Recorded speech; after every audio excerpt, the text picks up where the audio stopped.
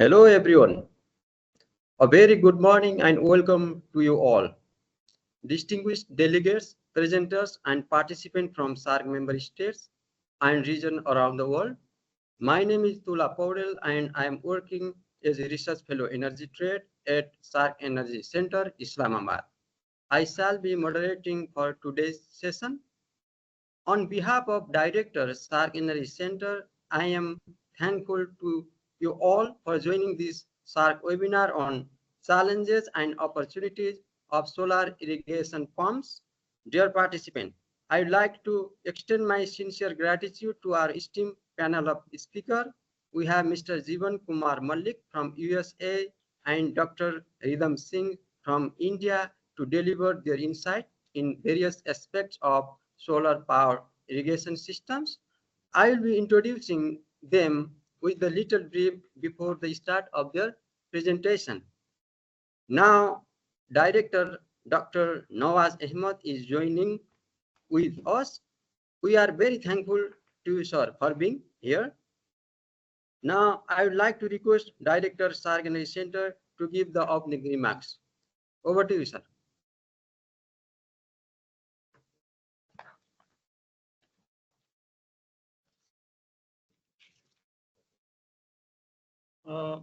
Thank you, Mr. Tularam, for opening this webinar and holding this wonderful knowledge sharing event.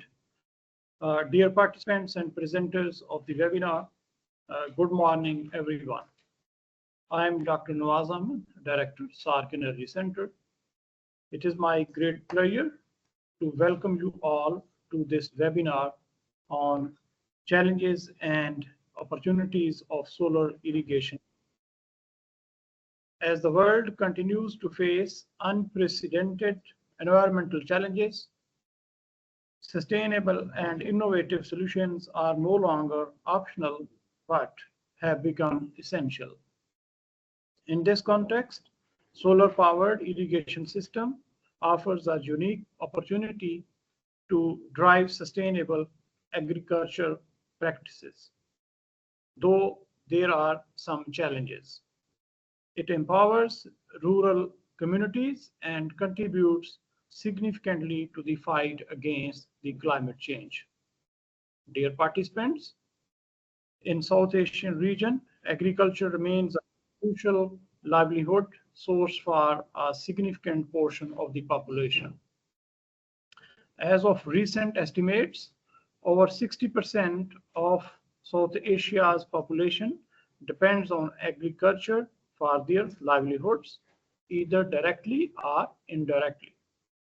In rural areas, percentage tends to be even higher.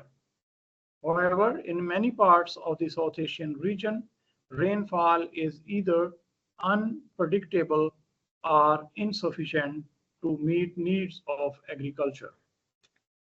Therefore, the irrigation plays a vital role in the success of sustainable agricultural practices in the region. Solar-powered irrigation is becoming increasingly important in promoting food security in the developing region like South Asia. While solar irrigation holds immense potential, it also inherits some challenges which require collaboration and creative problem-solving approach.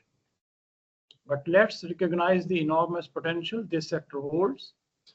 Solar irrigation pumps can transform agricultural productivity and help farmers reduce their dependence on fossil fuels. Dear participants, in this webinar, we have invited two leading experts in the field of solar energy and irrigation, Mr. Jeevan Kumar Malik from USA and Dr. Ridham Singh from India. The experts will share their insights, experiences, and strategies related to challenges and opportunities in solar irrigation systems. I am delighted to acknowledge the great cooperation and support extended by them. I hope this webinar will help explore new avenues and chart a path forward to realize the benefits of solar irrigation that can make a lasting impact on lives of farmers and communities. In the end, I thank you all for joining this webinar.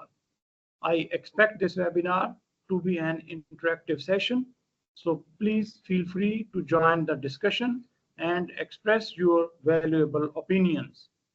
With these words, I declare the session open and look forward to a productive and insightful session.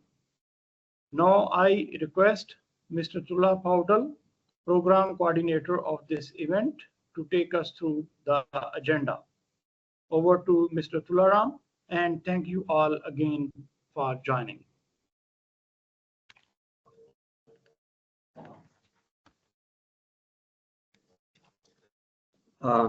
Thank you, sir, for your kind words and your wishes for comfortable learning and knowledge sharing session. Moving forward, we'll be listening to two presenters followed by Q&A session. Dear participant, you have the opportunity to ask questions to presenters by typing your question into the attendees pane of main window of MS Team software. You may send your question at any time during presentation. I'll be asking question on your behalf. With this, I would like to introduce the first presenters of the day, Dr. Ridham Singh, who will be presenting on Indian perspective on harnessing solar energy for irrigation, a pathway to sustainable farming amidst challenges. Dr. Ridham Singh is currently an associate professor in the Department of Hydro and Renewable Energy at IIT Roorkee. He holds a PhD in Energy Science and Engineering from IIT Bombay and a Master of Technology in Energy Studies from IIT Delhi. He has over 14 years of professional experience in academic research institution, and his work focuses on intersection of technology and policy to support the transition to renewable energy.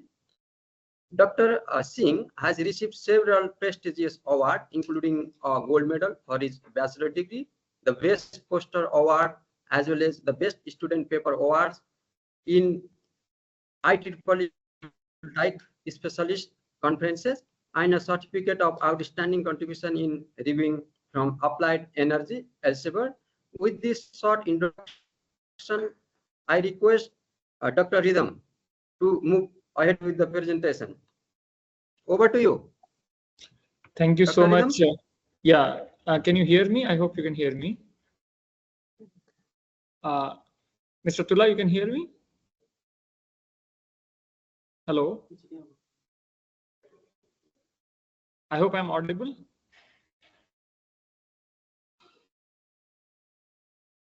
Hello?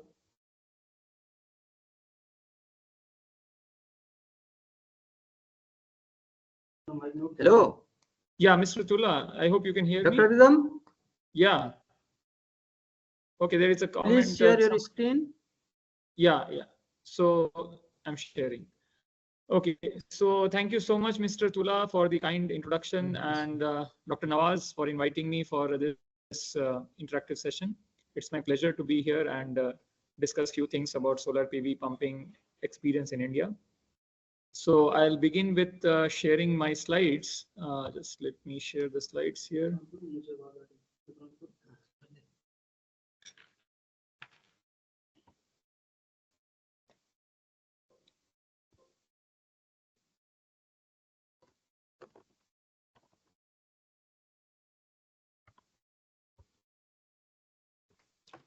So I hope the slides are visible.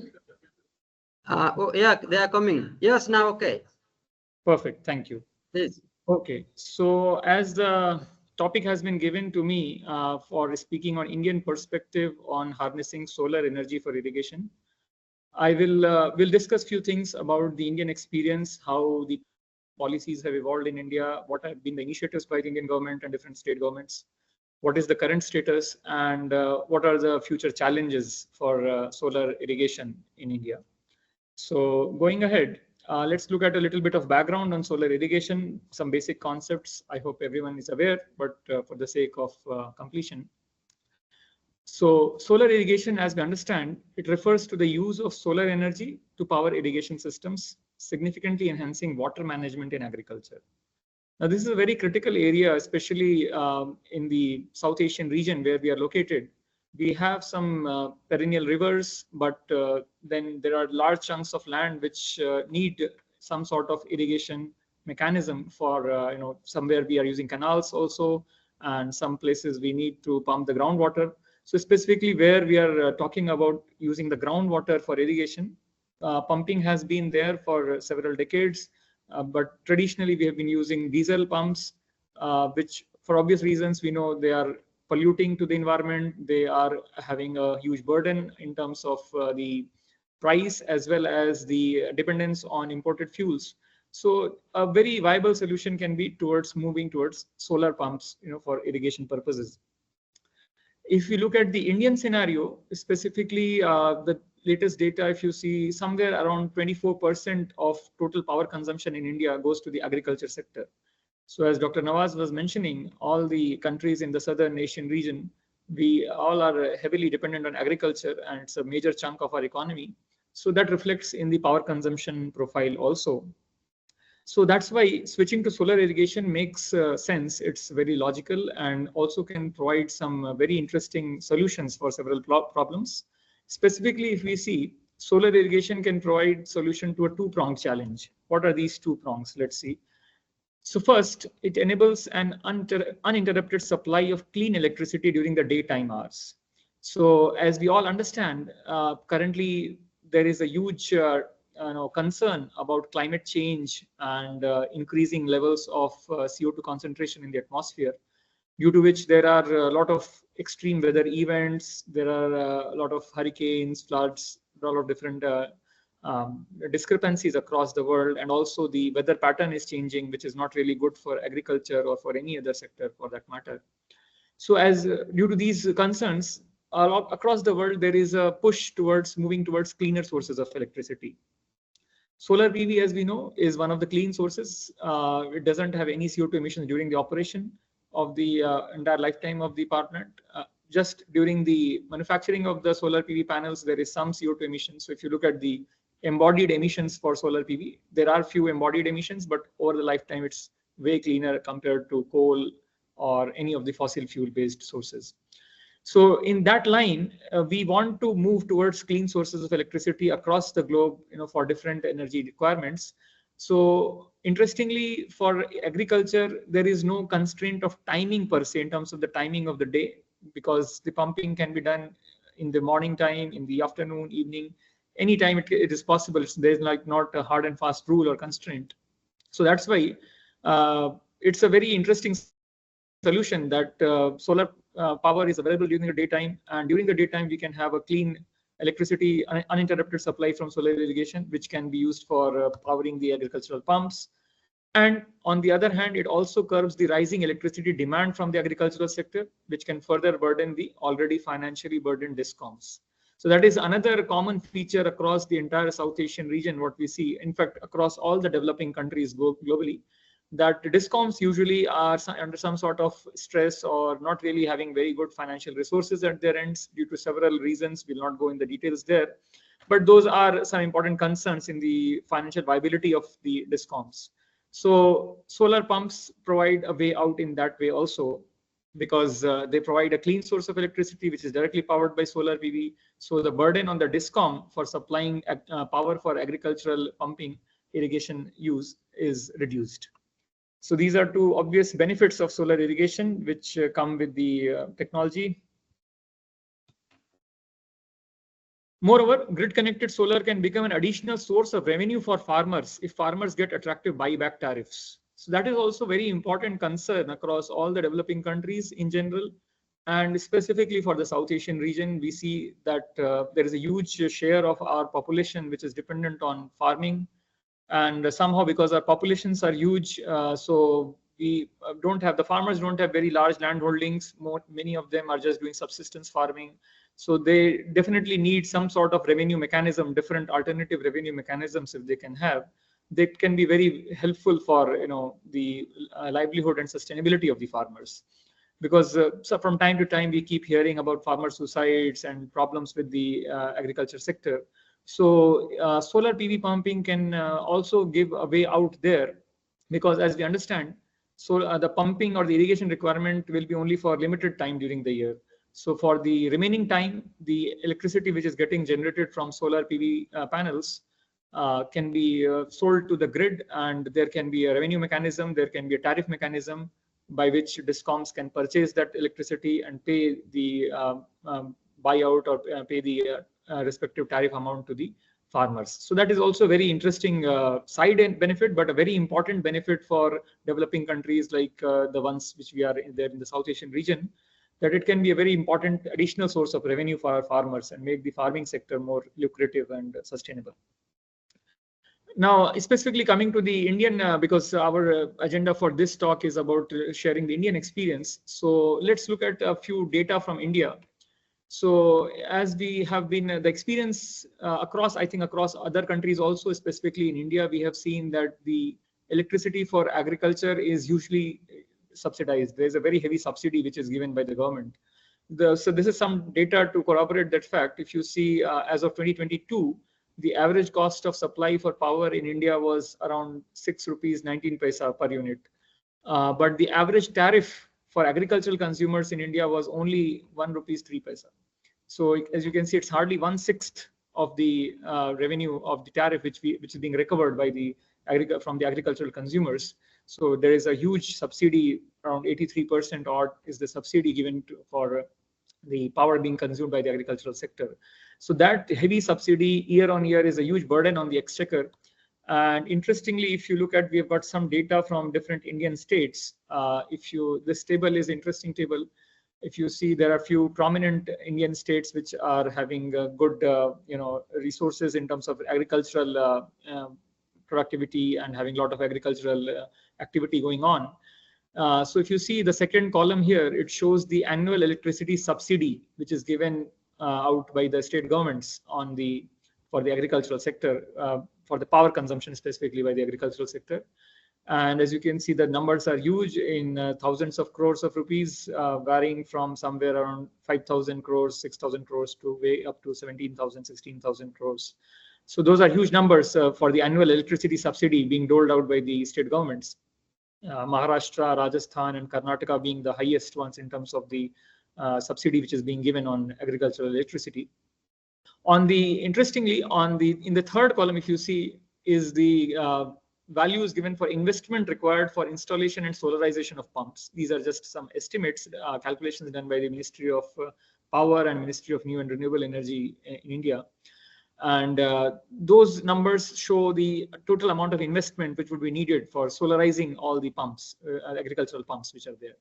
And the last column, as you can see, gives you the number of years needed if a yearly subsidy funds the investment. So that's very interesting. You can see within somewhere from 3 to 5 years is the time if we make that heavy investment in solarization of pumps, the return would be there, so that the so-called the simple payback would be in somewhere between 3 to 5 years if you look at the amount of subsidy which is being given. And after that, as we know, the solar PV pumps average life we talk about is from somewhere between 20 to 25 years. So for the remaining period from 5 years on till 25 years of the operation of the pump, practically we are getting free electricity. And the burden on the exchequer is gone, the burden of subsidy is gone. So it's like a very win-win solution. You are having benefits for the farmer, he's getting additional revenue. You're having benefits for the government, which is getting free from the subsidy burden within a few years. And you're having a very important benefit of cutting down on CO2 emissions, having a clean source of electricity. And not to forget, the fourth benefit is for the discoms, which are having financial burdens in their operations. So it's like a win-win solution. All the stakeholders, be it farmers, discoms, state governments, or the global community in terms of the CO2 emissions, everyone has a benefit from the agricultural pumps. So given that fact, now let's see what are some of the other things which are pertinent in this matter. Specifically, if you look at the Indian trajectory of growth of solar PV in India, it has been very phenomenal over the last decade. And as you can see, there has been heavy capacity additions across these entire decade. There was some sort of slowdown during the COVID years, but apart from that, there has been a very substantial increase in the solar PV capacity addition in India. This last financial year, 2023-2024, we saw an addition of roughly around 15,000 megawatts of capacity addition of solar PV in one single year. And it is expected to grow further because, as we understand, the Indian government has taken a target of having 280 gigawatt of solar PV installed capacity by 2030. I mean, that might be a little on the higher side, but definitely the progress is being made in that direction. So as of now, our total installed capacity of solar PV is somewhere around 89 gigawatts, which is a very huge number. And also, if you look at the long-term projection, the target for solar PV capacity by 2047, for which the Indian government has taken, it's again a very huge number. We are not very sure how much can be achieved, but definitely it's a very, very ambitious and motivating target of having 1168 gigawatts of solar PV power by 2047. So that type of ambitious journey solar PV sector has experienced in India, and the future progression is even more ambitious.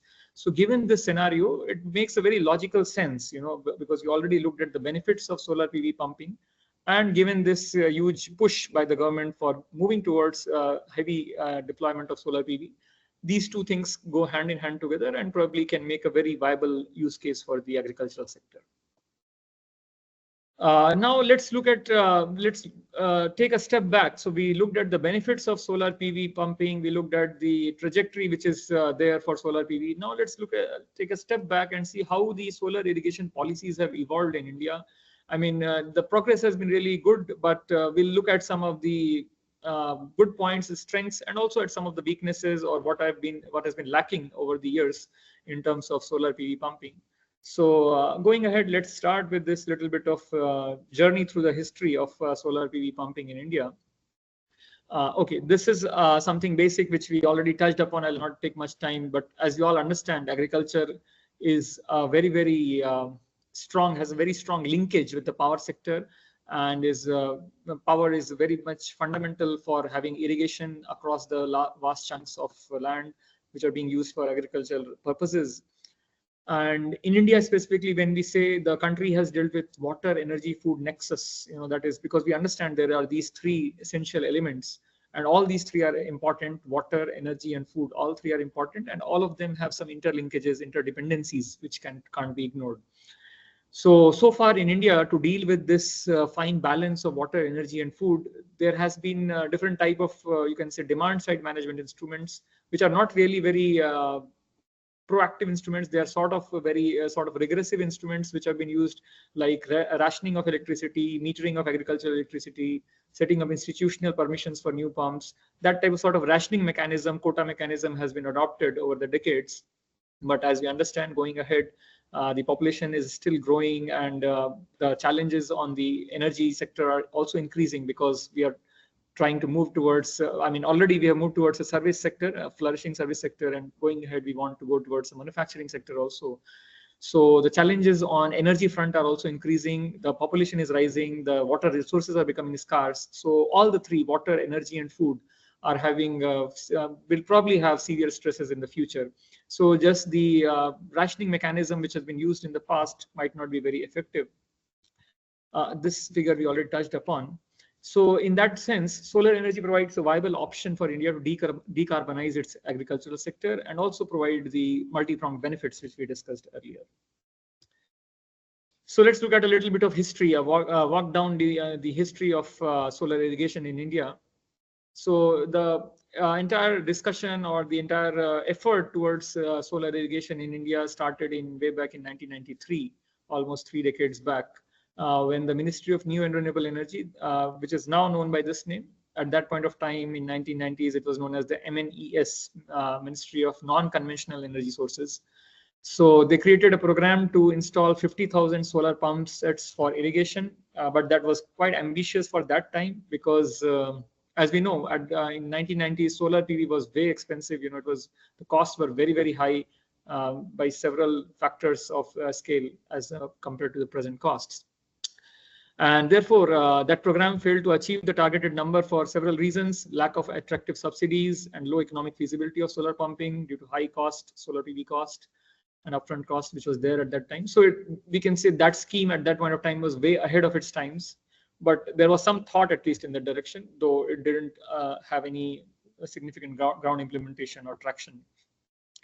So next phase, so almost, as you can see, there was no talk about solar PV or solar PV pumping for almost 2 decades, from 1993 till 2010. But in 2010, we came up with the Jawaharlal Nehru National Solar Mission Phase 1, and the initial phase was from 2010 to 2013. During that time, that was like the first concerted effort, targeted effort by the government of India to move towards solar PV. And it was targeted to install 1,000 megawatt of grid-connected solar PV systems, and also 100 megawatt of rooftop systems integrated at different voltage levels, obviously, larger systems at 33 kV and above, and smaller rooftop PV systems below 33 kV. So that was the first effort towards the moving towards solar PV deployment in India. But interestingly, in that initial phase of National Solar Mission, there was no particular focus on agriculture, and there were no targets for solar irrigation pumps. So almost like 2 decades, from 1993 to 2013, 20 years, there was no talk of solar PV pumps, and there was no effort or no sort of focus in that direction. But then with the second phase of the National Solar Mission, which was from 2014 to 2017, there was, interestingly, quite a bit of focus on solar PV pumping. I mean, first of all, the overall target for the National Solar Mission was revised, and during phase 1, the target was having 20 gigawatt of solar PV capacity by 2022. But in phase 2, the target was revised to 5 times of the initial target, and the target was taken to 100 gigawatt of total solar PV installation in the country by 2022. And we saw, I mean, if we look at the numbers, this was a very ambitious target, and but still there was a good progress. And by end of 2022, roughly around 67, 68 gigawatts of solar PV was installed. So, which is a fairly good achievement given the ambitious target. So apart from the overall solar PV target, there was also a lot of discussion and focus on promoting solar PV pumping. And there were 2 schemes actually, which were launched under this second phase of National Solar Mission. 2 schemes for solar PV pumping. So first was a solar pumping program for irrigation and drinking water. And second was capital subsidy scheme for solar PV water pumping systems for irrigation purpose specifically. So these 2 schemes were launched pertaining to solar irrigation or solar PV pumping during the second phase of National Solar Mission. And there was a lot of effort in the direction following these 2 schemes. We'll quickly look at the outcomes of those schemes. The first one, as we discussed, was a solar PV pumping program for irrigation and drinking water. And the scheme aimed to meet irrigation, drinking, and other requirements in rural areas. The target here was having 1 lakh solar pumps for 2014-15 financial year, and 1 million solar pumps by 2020-21 financial year. So again, this is a very huge target, as you can see, because till 2013 there was no no visible deployment of solar PV pumps, and within a period of 6 years, we are talking about going 6 or 7 years, we are talking about going to 1 million solar pumps. So it was very ambitious, but again, ambitious targets always help you at least reach somewhere. So with this ambitious target, there was efforts, but not to the tune of the target. So finally, under this scheme, around 250,000, around 250,000 pumps were installed for irrigation and drinking water, so which is like around 25% of the initial target, but pretty significant given that we were starting almost from zero at that point of time. And Chhattisgarh had the highest number of solar pumps installed in the country. Chhattisgarh is in the central part of the country, and it's also, there are forests also there, and there is a lot of agricultural activity also in that state. And followed by Rajasthan and Andhra Pradesh. Rajasthan, as we know, on the western front of the country is having a lot of solar potential, and also there is a huge requirement for irrigation pumps in that particular region. Also, Andhra Pradesh in the Deccan Plateau, in the southern part of the country, there also irrigation is a very important factor because they don't have many perennial rivers in that part of the country. So in these 3 states, the maximum deployment of pumps happened during this second phase of National Solar Mission. Interestingly, there was a second scheme under this second phase of National Solar Mission, which was capital subsidy scheme for solar PV water pumping systems for irrigation purpose specifically. So this scheme aimed to replace diesel pump sets with solar PV water pumping systems to meet the irrigation requirements. The program targeted small and marginal farmers, where beneficiary farmers should contribute a minimum of 20% of the total financial outlay to be eligible for assistance. But that was also pretty large actually for the farmers. They were not really very willing or ready for that type of investment. That's why this scheme was not really very successful. The repayment period for the loan was set to be 10 years to make it attractive, but not much happened under this. The program targeted to support 30,000 solar pumps per year, implemented through the National Agricultural Funding Bank, which is known as NABARD. But this was not really a very big success, and not much was achieved under this. So the program had failed to achieve its target. Only 700 farmers received the benefits from the capital subsidy scheme, because even the 20% upfront cost was pretty large for most of the small and marginalized farmers. So not much happened under this scheme. Only 700 farmers received that thing. So, and also one was the high upfront cost, and also the banks were not really very forthcoming in terms of giving loans for the deployment of solar pumps to the farmers. So not much happened in this. So primarily, if we look at the National Solar Mission, second phase of National Solar Mission, the first scheme, which was for irrigation and drinking water pumps, that still had some leverage, having around 250,000 pumps by the end of the targeted period, whereas the second scheme hardly made any impact. So this was the growth of solar PV pumps during that phase, the National Solar Mission second phase from 2014 and going till 2020. As you can see, the number of pumps was touching around 250,000 in the country. So simultaneously, because as you understand, India is a federal structure, and we have state governments which are operating under the provincial limits, and then there is the central government which is at the central level. So the previous scheme which we looked at, the National Solar Mission, that was the scheme by the central government, but then simultaneously many of the state governments also started taking initiatives for having these grid connected solar pumps. So we'll just quickly go through a few initiatives by some of the prominent state governments in India during that phase, initial years. So one scheme was in Maharashtra, which was known as the Mukhyamantri Saur Krishi Vahini Yojana. It's a Hindi word which means Mukhyamantri is Chief Minister. So you can translate it to Chief Minister Solar Agriculture Development Scheme. And so this was rolled out in 2018, and the government of Maharashtra planned to solarize the dedicated agricultural feeders by generating solar power through small to medium solar plants. So having solar plants in the range of 2 to 10 megawatt, co-located with the agricultural feeders, and then solarizing the specific agricultural feeders per se. And it was planned that the farmers would get electricity at a very cheap price, around 1.2 rupees, 1 rupees 20 paisa per unit, which is same as we saw the average cost of agricultural tariff in India is around 1 rupees 3 paisa. So in around the same range, the thing was envisaged. And the scheme had a target of installed capacity of 5,000 megawatt by 2025. So the scheme is still on. But if you look at it, the progress has not been very phenomenal. It has been significant, but not to the tune of the target, you can say. And as of March 2022, a total of 731 megawatt of capacity had been commissioned under this MSKVY scheme. Few more things about this scheme. The scheme faces challenges due to increasing import duty. So recently, the Indian government wanted to promote the solar PV manufacturing within the country. So they put up some sort of basic customs duty and import duty on imported solar PV panels and components. So due to that, basically the solar PV costs have gone a little bit on the higher side.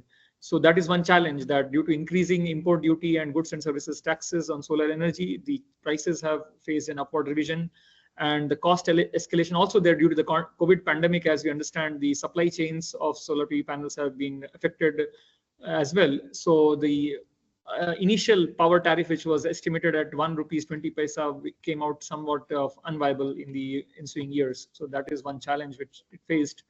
Another main challenge faced was land availability, which was a major bottleneck and needs to be overcome.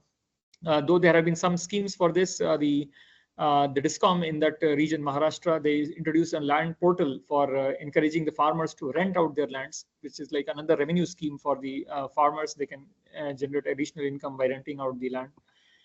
But this is a recent initiative, so it's too early to assess the feasibility and its impact. So that was the experience in Maharashtra. Then we moved to another, a few more things on this. So what have been the benefits of Maharashtra, this scheme? Because now the scheme has already been on for last 6 years from 2018 onwards. So a consistent observation from farmers revealed a reduction in load shedding after MSKVY was implemented, which is a very positive thing because rural areas, usually they have been perennially complaining about having a heavy load shedding. So load shedding went down with this scheme. Improvement in voltage quality during daytime power supply has also been reported with this scheme, and that has helped fulfill the farmers' irrigation requirements even with a lesser duration of supply. So that was the experience in Maharashtra. Now let's look at another Indian state, Gujarat, which has also been a leader in solar PV deployment across the years. So in Gujarat also there has been a scheme known as Surya Shakti Kisan Yojana.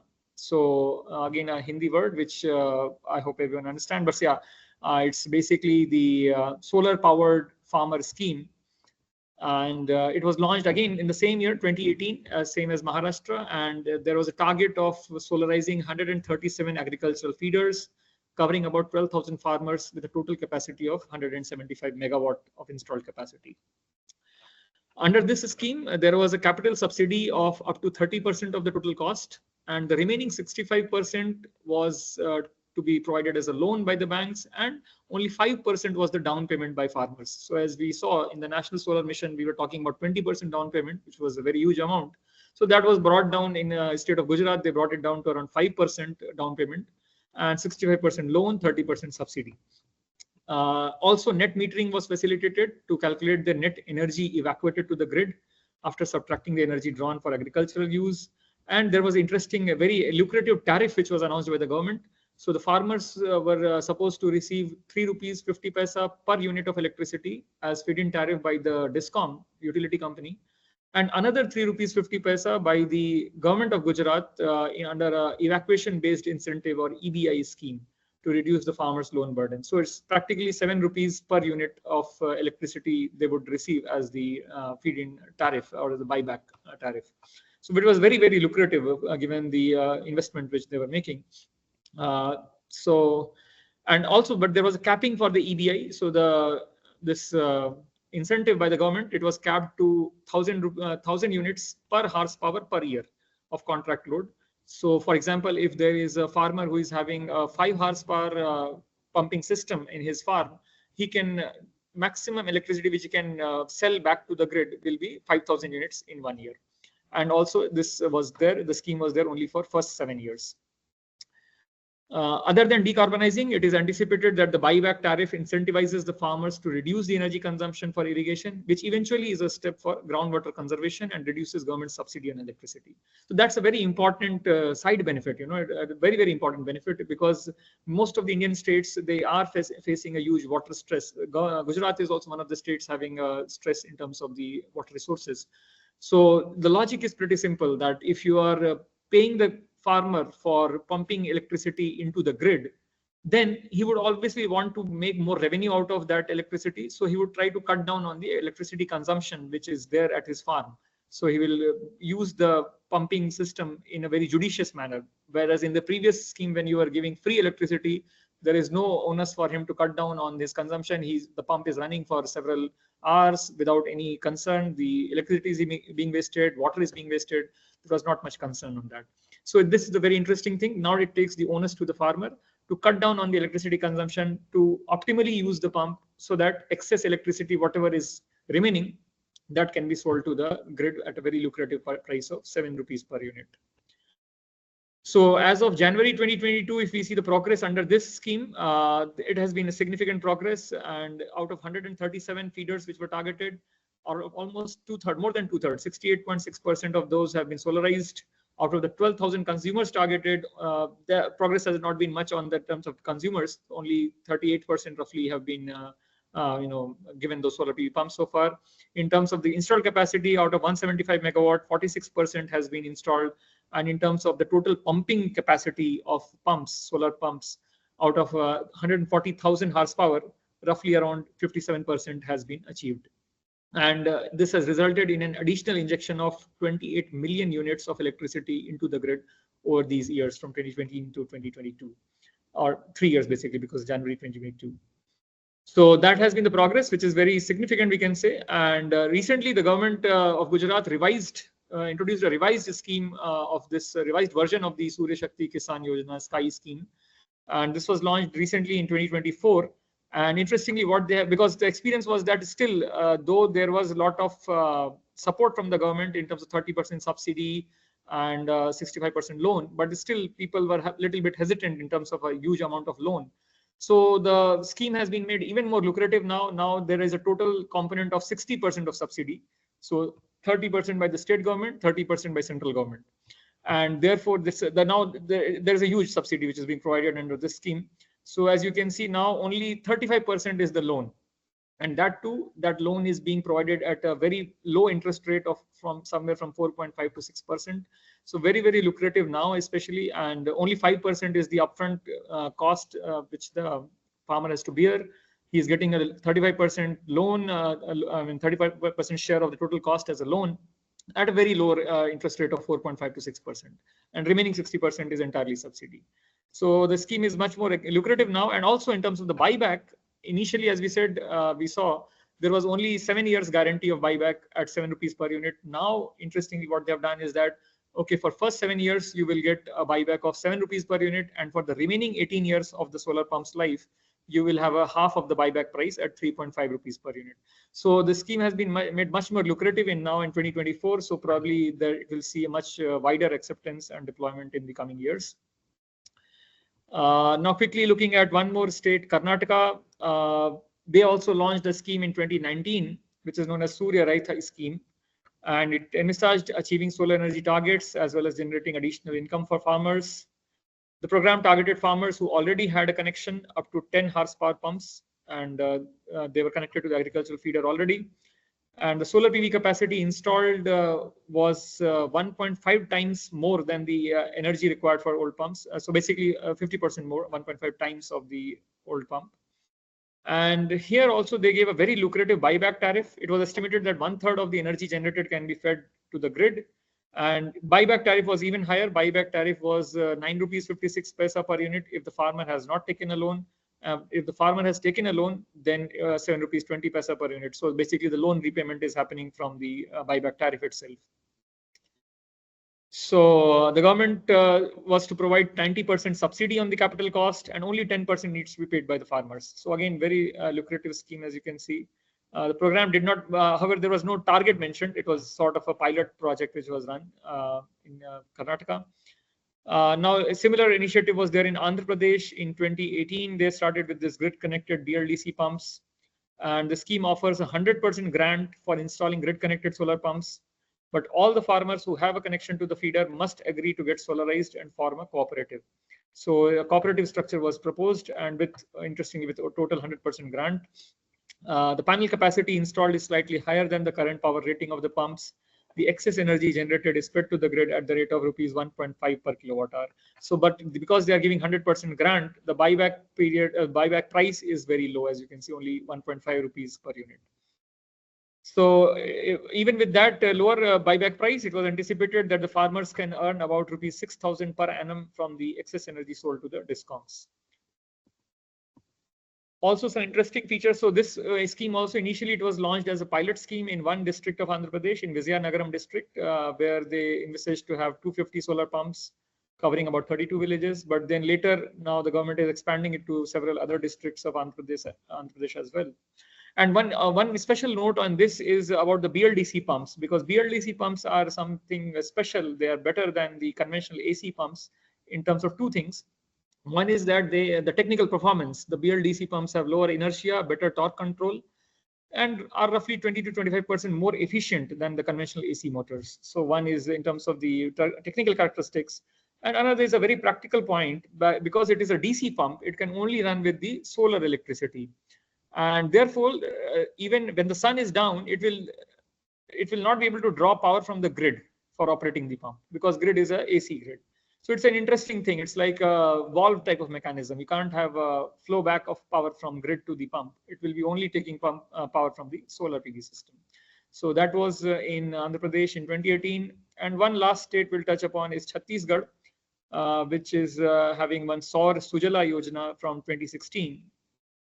And again, this was the aim was same, to provide solar PV pumps to the farmers at subsidized rates. Under the plan, there is a provision of setting up solar pumps of 3 horsepower and 5 horsepower capacity. And beneficiaries under the scheme are selected by the Agricultural Department of the state government. And so far under this scheme, more than 1 lakh solar pumps have been installed. So this is some sort of exposure to the different experience of some of the prominent states in India in terms of the solar PV pumping.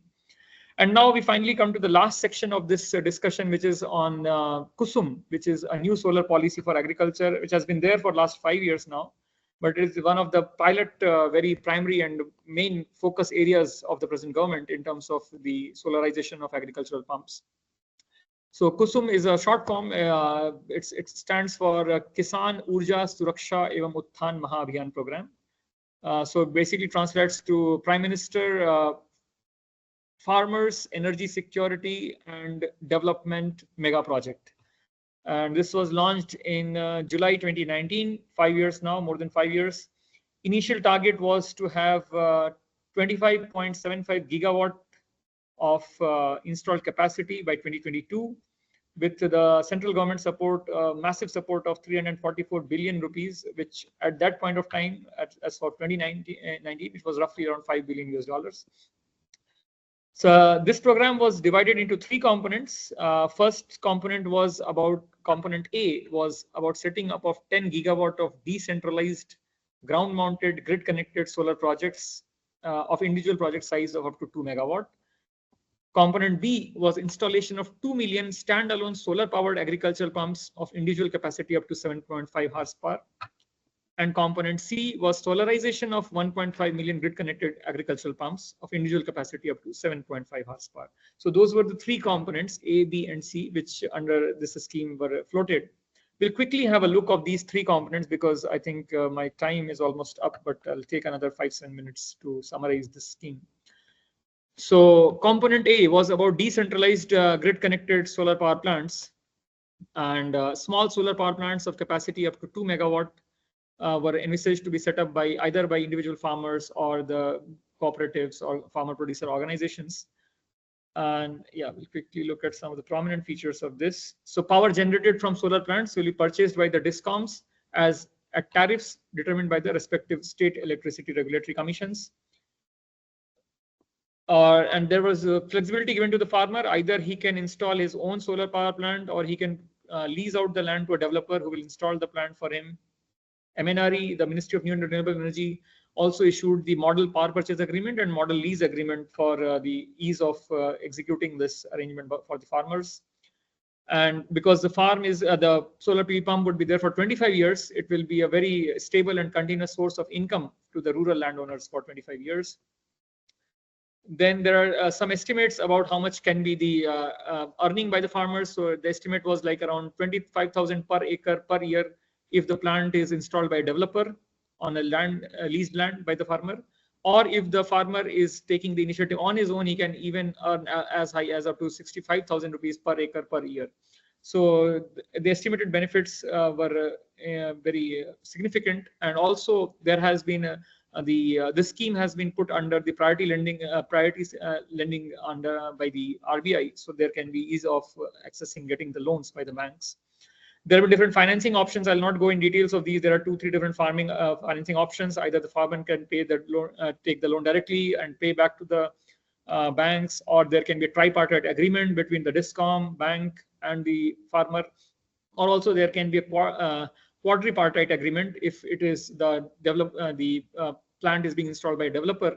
So a 4-party agreement between the EPC contractor, farmer, bank, and DISCOM can also be there. So there are some interesting details of this. We'll quickly, I'll provide the slides. You can go through it. We'll skip it for now in the interest of time. So after the loan is repaid, the total revenue from sale of solar power will constitute the farmer's income. So it can be a very interesting revenue source for a long time for the farmer. So we'll skip few more details of this. We'll go to the component B now, which is on installation of standalone solar powered agriculture pumps. Under this scheme, under component B, individual farmers can replace their existing diesel pumps with solar pumps. The replacement of existing diesel pumps with solar pumps will not only reduce the irrigation costs of around rupees 50,000 per year, on an average for a 5 horsepower pump, but also lead to reduction in the pollution. And this was envisaged to benefit around 20 lakh farmers in rural areas, in off-grid areas, specifically where the grid connectivity is not there or it's not very significant. And also the priority was to be given to small and marginalized farmers. Okay, and under this scheme, there was a central financial assistance of 30% of the total cost. So 30% is given by the central government, another 30% by the state government, similar to the Gujarat scheme. And the remaining 40%, out of that, 30% is given as a loan by the bank, and only 10% is to be borne by the farmer. So that type of lucrative thing. And in some of the remote areas of the country, like northeastern states, Sikkim, Himachal Pradesh, Uttarakhand, Jammu Kashmir, Ladakh, Lakshadweep, and Andaman and Nicobar Islands, the central assistance was even up to as high as 50%. So it was very, very lucrative made lucrative for the farmers. And also, as we said, because the farming application, the irrigation application is only for limited period, only for around 150 days in a year. So the remaining time, the pump can be used for other purposes by the farmer, and also the excess electricity can be sold back to the grid. So this is the component B. We'll skip a few more details. We'll go to the component C, which is on solarization of agricultural feeders. And here, basically, wherever there has been segregation of agricultural feeders which are dedicated for a pumping scheme for solar PV pumping, those need to be solarized. Either it can be done by the DISCOM on their own expenditure, which is known as the CAPEX mode, or it can be done through an independent RESCO, Renewable Energy Service Company, or the RESCO mode, which will be done through a competitive bidding based on what tariff they quote for solar power for 25 years. Also under this scheme, there was a provision of having central financial assistance of 30% for across the country and 50% for remote areas, hilly areas, and islands and all. And the remaining amount, there was the balance to be met through loans, which were easily provided by NABARD, PFC, or REC, some of the financing corporations for power in India. And the farmer would get a reliable daytime electricity at free of cost or at a very low cost decided by the respective state. So we will also just skip through the details of this in interest of time. The slides will be there with you. You can go through the details. And I'll come quickly to the overall progress under KUSUM as of end of 2023. In the 4 years, almost July 2019 it was launched, so roughly 4.5 years, how much has been the progress. Also, by the way, meanwhile, I mean, because the progress was there, and it's still the vision of the government was very significant to have further progress on this. So therefore, in between, in 2022, the targeted date of implementation for KUSUM was also increased. So whereas the initial target was 2022, now the scheme has been extended for 4 more years, and the KUSUM second phase is going on, which is be there till March 2026. And the target capacity has also been increased from initial of 25 gigawatt. Now the target is of roughly around 35 gigawatt, and the financial assistance is something similar. So and if you look at the achievements for component A, out of 10 gigawatt which was targeted, 4.76 gigawatt has already been sanctioned, and the projects are underway. And currently only 0.141 gigawatt has been installed, but definitely almost half of it has been sanctioned, and we'll be seeing deployment soon. In terms of component B, there was a target of 2 million solar pumps. Out of those, roughly half of them have been again sanctioned, or around 0.97 million have been sanctioned. Installation is underway, or around 0.278 million have been installed. And for component C, there were 2 components under component C2 schemes. One was individual pump solarization, another was the feeder level solarization. Here, in fact, for feeder level solarization, the sanctioned amount of pumps are much more than the initial target. However, they have recently been sanctioned, so the installation is very small, but we'll be seeing deployment in the next 2-3 years for sure. So that has been the progress under KUSUM. Some of the quick challenges which the government has experienced in the last 4 or 5 years of implementation of KUSUM. One is the feeder segregation, because as we said, we want to solarize the agricultural feeders, so that has been a challenge in the initial years. Though now the progress is significant, so almost more than 60% of the agricultural feeders have been segregated, and only 31,000 more feeders need to be segregated. However, this also will involve a cost of around another 43,000 crore rupees going ahead. Then there has been a constraint, as we discussed. There has been a push by the government of having made in India solar cells. So due to that, there has been a supply constraint. The domestic market is not so mature, and also the costs are a little high. So due to that, there has been some challenges in terms of procuring the solar PV panels. Then the sanctity of power purchase agreements is something very important. And the experience was that some of the states in between, they were canceling or revisiting the PPAs, because as we understand, solar PV is a very rapidly evolving technology. Every couple of years, the prices decline by a very significant percentage. So some of the state governments, they tried to renegotiate or go back on the initial PPAs, but then this was noticed by the Ministry of New and Renewable Energy, and now they have made it a mandate that no contractual agreement could be revisited, as this would disturb the national goal of renewables and impede the investors' confidence and trust. So that has been addressed. Financial viability of the DISCOMs is another thing, as we discussed, is a major challenge across all the developing countries. So there have been some schemes by the government in that direction also, to make the DISCOMs more financially viable, so that they can buy back the solar electricity from the agricultural sector. Then there has been appropriate incentives for investors and farmers has been a little bit of challenge, specifically for the farmers. The buyback tariff has been a matter of discussion and debate. And currently, as we saw, the KUSUM guideline does not provide any black and white number. Rather, it says that the State Electricity Regulatory Commission would decide that particular amount of tariff. However, the concern here is that if the tariff is too low, then the farmers might not find it very lucrative to sell the electricity back. Rather, they might have some sort of their own arrangement of pumping more water and then selling water to other farmers, having a sort of an informal water market rather than selling the electricity back to the grid. So that has been a concern, and that needs to be addressed. Farmers' limited financial capacity is another major challenge, because as we saw, most of the farmers are having a very small land holding, and they don't have really the funds to even give the 10% odd of the initial upfront cost which they need for the setting up of the solar PV pumping system. So that has been a little bit of issue. Banks are also not very forthcoming in terms of giving the loans, so that needs to be addressed as well. And finally, some technical challenges, that there is need for adequate in-house technical capacity to design the system and design a real-time remote monitoring system. Currently, there is no R&D initiatives under KUSUM to overcome the technical challenges, which needs to be addressed. So just to summarize now the overall discussion, there are a few key takeaways from this discussion, which I hope would be helpful for all.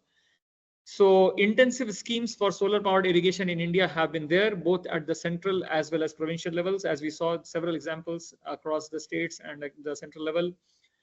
The design of schemes has also been innovative. As we saw, from time to time, they have been restructuring also how much has to be the subsidy component, how much loan component, how much is the upfront cost which the farmer has to bear. So overall period of time, that restructuring has also happened, and the innovative design of schemes has been there to benefit both the farmers as well as the DISCOMs.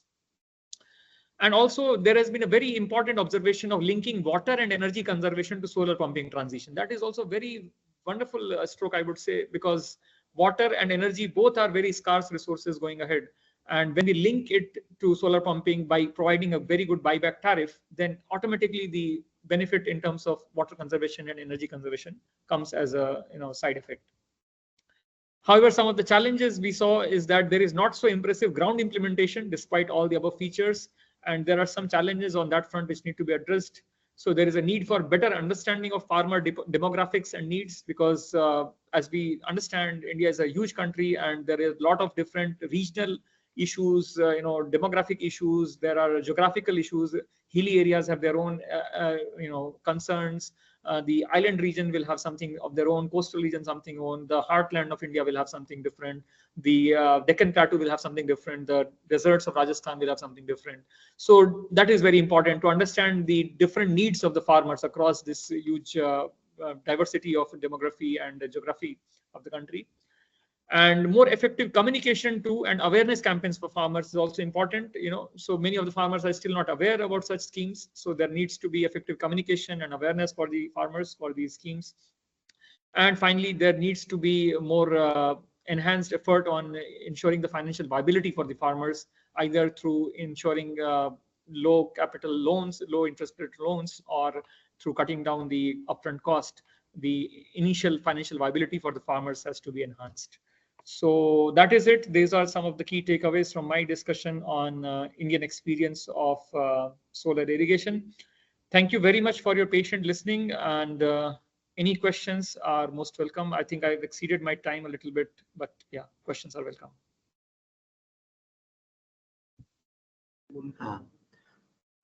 Thank you, Dr. Ridham, for your insightful presentation.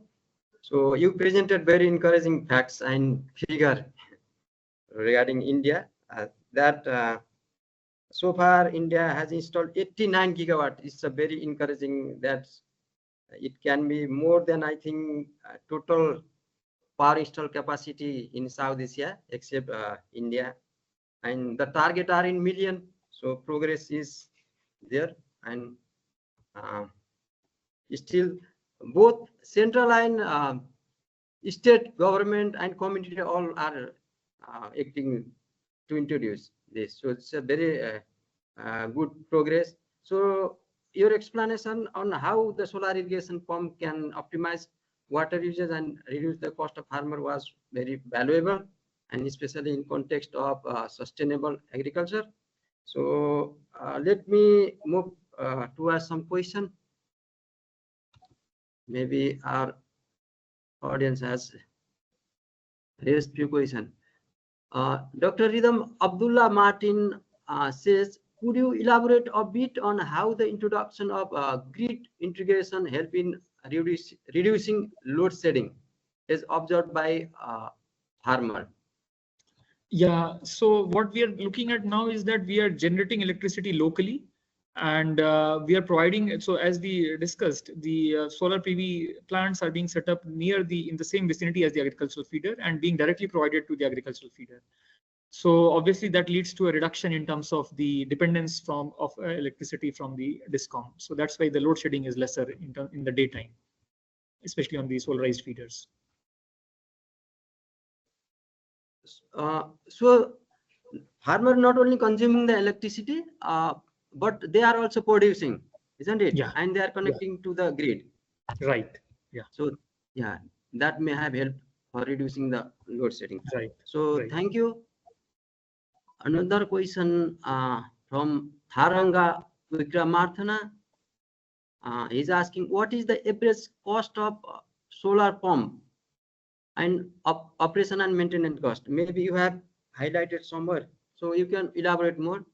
Yeah, so there is a variability in terms of the cost. It depends upon the technology being used, whether it is a surface pump or submersible pump, and also it depends upon the size of the pump. Also in terms of whether it's a DC pump or AC pump, there is a variation.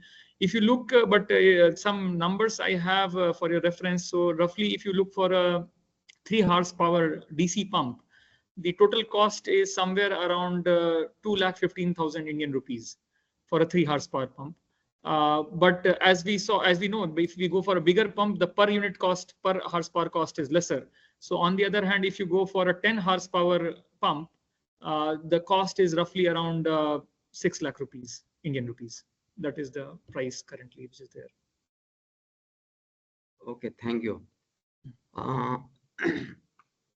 Other question, under technical challenges, what is mean by remote monitoring? Thank you. So that is also very, I mean, this is sort of an advanced feature, but if we can provide that, it would be better, because we are looking at a farmer having his own sort of generating unit.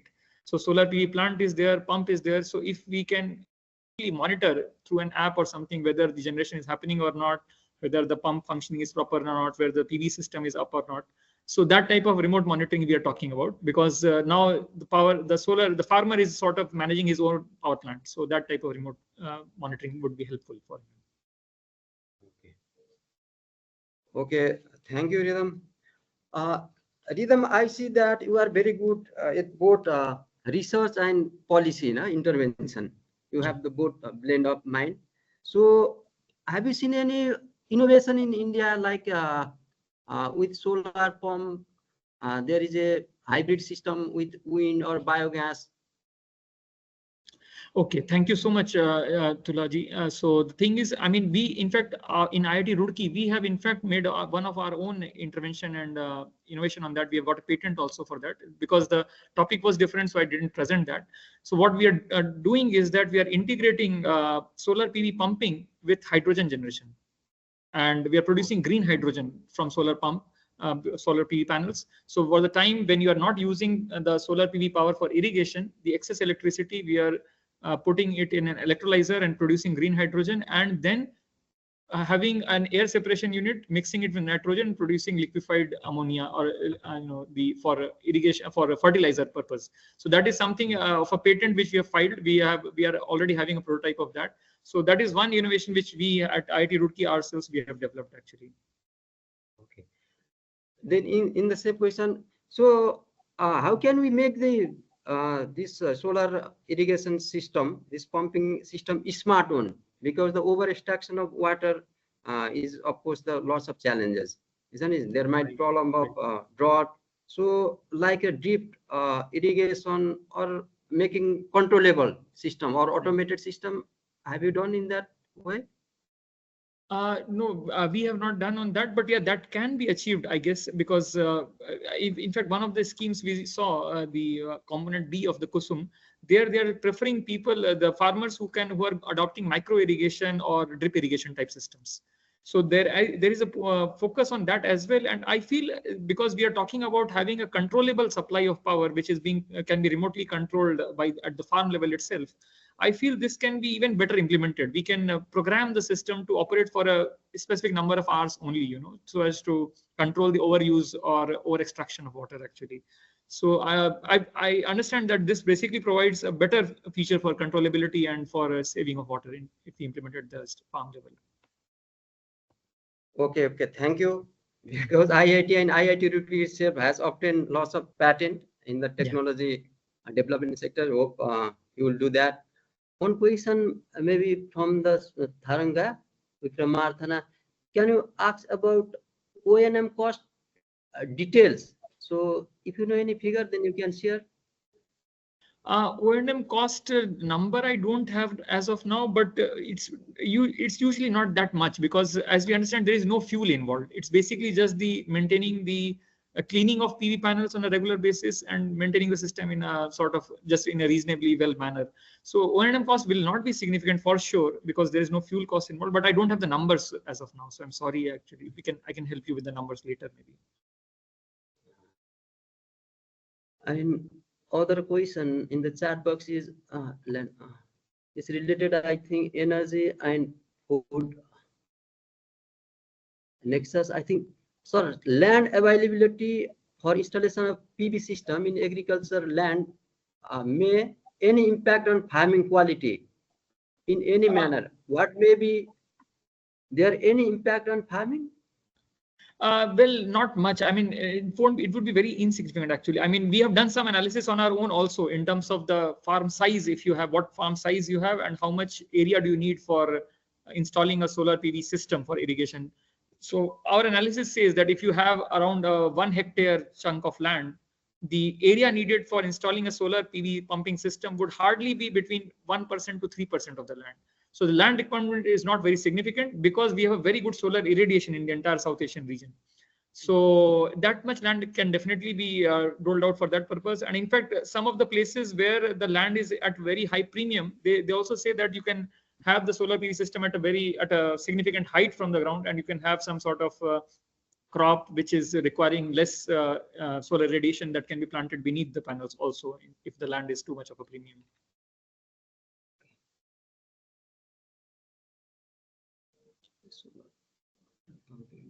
So there are lots of questions. Sorry, so we have running in the shortage of time. So thank you, Dr. Ridham, for taking us through the Indian perspective for harnessing solar energy for irrigation. So thank you all participants for sharing your queries. And still I request all audience and Dr. Ridham stay online till the end of webinar. Thank you so much, Mr. Tularam Paudel and Dr. Nawaz for providing me this opportunity. Thank you. Okay, thank you. So moving forward, policy and regulatory support is essential for the successful introduction and adoption of new technologies for several reasons. Effective policy and regulation create an enabling environment that ensure the new technology is not only viable but also sustainable, accessible, and aligned with broader societal and economic goals. To give a deep dive on policy and regulatory support, we have second presenters of the day, Mr. Jeevan Kumar Malik, who will be presenting on global best practice and policy supports for solar irrigation systems, implication for South Asia. Let me give his brief introduction. Jeevan is a solar energy expert with over 15 years of experience leading renewable energy projects. He spent 10 years at UNDP, where he implemented over 200 community-driven projects, including solar mini-grid, irrigation system, and micro hydropower, significantly improving the lives of rural communities in India, Nepal, and Fiji. Recently, he served as a project manager, the solarization aid of state residents with UNDP Fiji, and has also worked as a senior engineer at Schneider Electric. His expertise include policy formulation, technical studies, knowledge management, and resource mobilization with a particular focus on solar and micro hydropower project. He is currently pursuing a master in public administration at Harvard University under the John F. Kennedy Fellowship and holds an MTech in power system from IIT Delhi. So, Mr. Jeevan, you may now proceed with your presentation.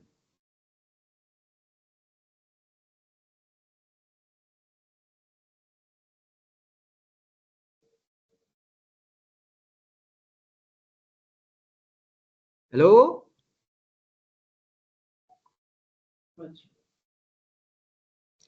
Yes, Jeevan is there. Mm-hmm.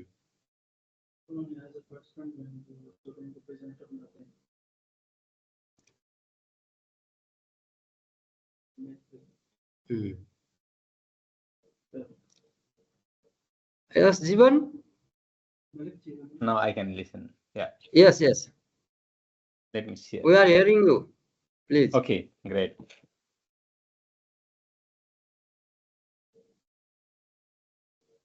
Let me share my screen. My screen is visible? Yes. Can you confirm? It's visible. Yes. Okay. Thank you. Thank you, Tula. It's really 2 a.m. morning for me, and I'm literally sleepy, but I will try my best to not to make you sleepy.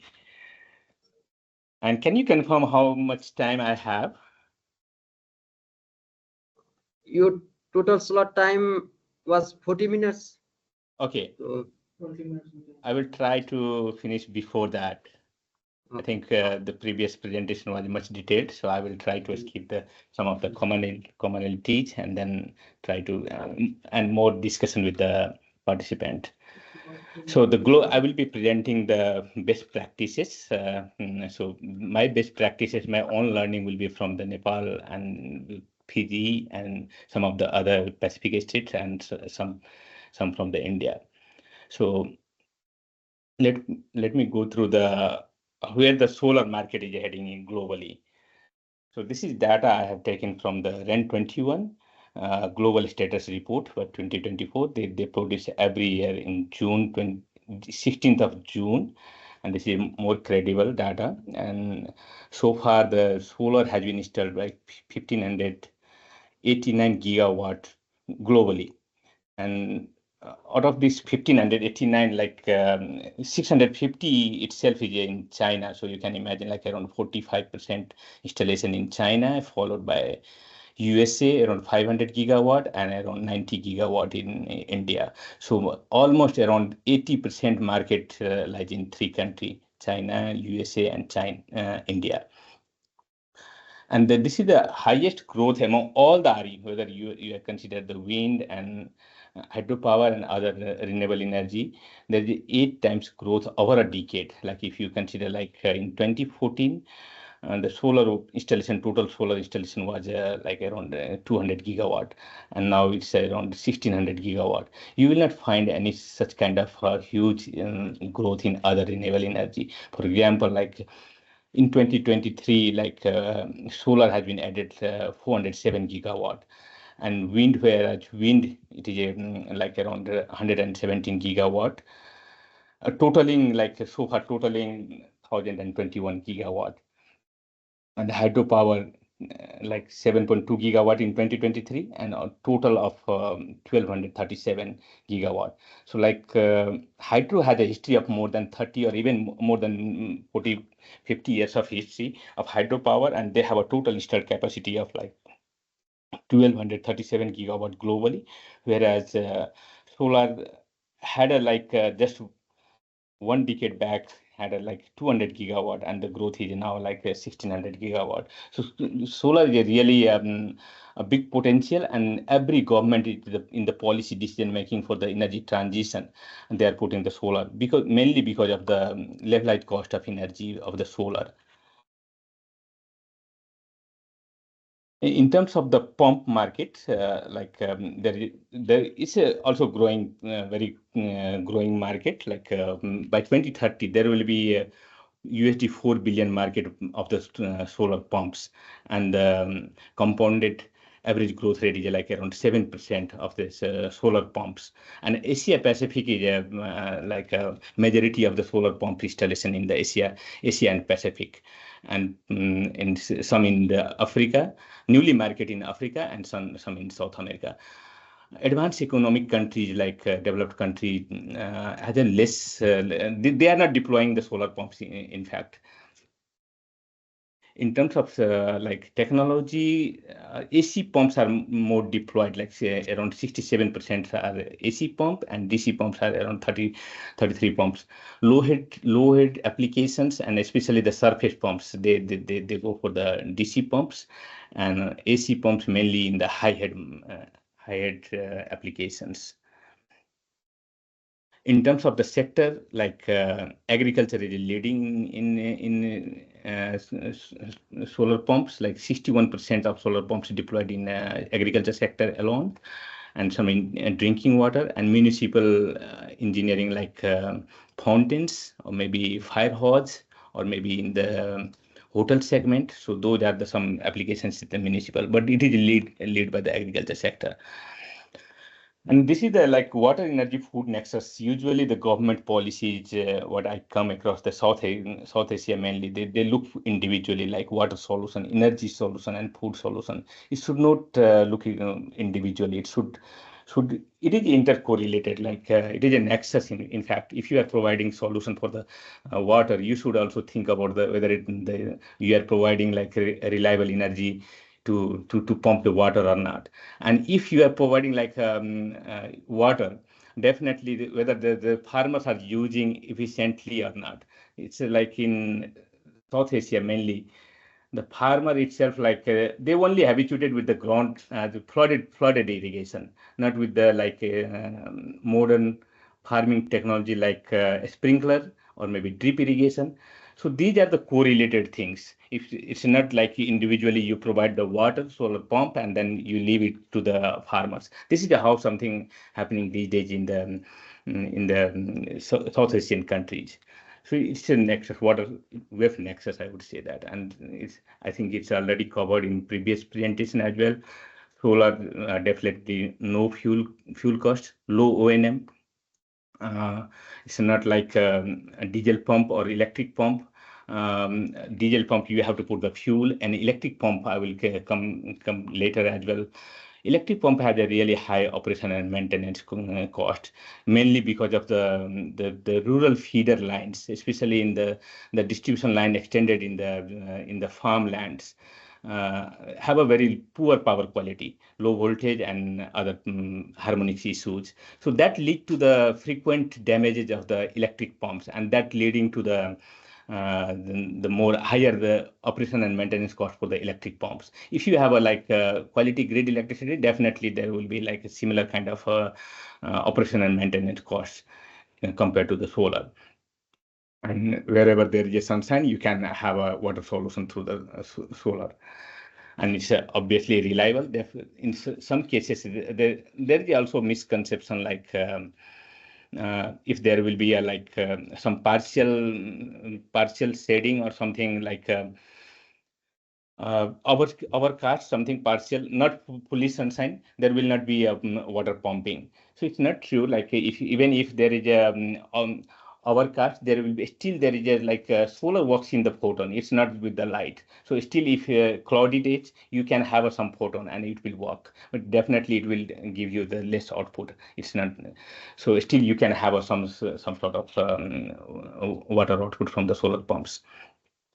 And mainly during the summer days, you have a more drying of the land, and then you need more water for your farmland, and then at the same time you have a longer days. So it's a better situation for the solar pumps. And the most disadvantage is higher capital cost. That's why most of the government they provide the incentive, whether it is a form of the subsidy or maybe in terms of the tax incentive or maybe other support. So farmer cannot afford 2,000 US dollar for one pump. They will definitely go for the diesel pumps. Like they can have maybe 200 US dollar. They can have a small diesel pump. So why they will be going for the 2,010 times expensive? It's challenging for the farmers, mainly for the initial capital cost. And another disadvantage is definitely the energy density of the solar itself is it's very low. I would say that if I have to compare in terms of the hydropower and wind, the energy density of the solar is low. So definitely it will require more space. And the farmers have improved access of water, mainly for the rural feeder, electric feeder lines. Sometimes if your crop needs more water, at the same time, if there is an outage of the grid line, probably you may not have a water solution whenever your crop need water. So I would say that solar pumps are more reliable, and that resulted into the better crop yield and reduced the manual work, improved expenditure over the time, and more income generating opportunity. If you have if you have a water solution in your hand, you can use it at any time and at any amount. So you can have a better other income generating activities. You may have can have a energy producer, like in previous presentation also coming.